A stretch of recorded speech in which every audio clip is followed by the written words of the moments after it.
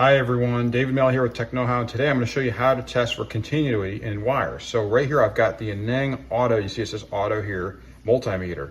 But I can set it to Auto or I can set it to the third setting, which will test continuity. I can set it either way, it doesn't matter, they'll both work the same way. So if I take this wire, this would be an easy one to set for first here.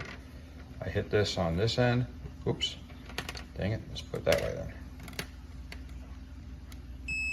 See, now that tells you that it's got continuous, the electricity goes continuously through this. There's no breaks in it. So that one's good. Now if I take another one, let's try the same thing.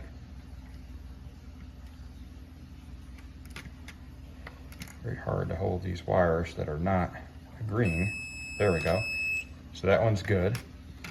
And here's one that we know is bad. It's got a break in it over here. So if I take this one and I touch this end to here, touch this end to the other end.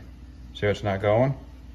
Because there's a break in the wire right there. Now if I touch the area with a break in it, there you go. So this break right here tells you there's a break in it. So what this does, and it doesn't matter if you use that setting or use the auto setting on this one. You could use the auto setting, it does the exact same thing. Watch, if I do it here.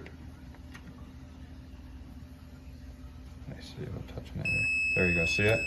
It's telling you that is, and it will give you a sound. Most multimeters will give you that sound telling you that there's continuous flow through that wire.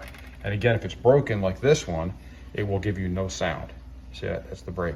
In wires, many times it won't be as clear as this. You have a break in there because it was pulled somewhere and it just separated. And it's important to be able to test and see that. Thanks again for watching. Please subscribe and have a great day.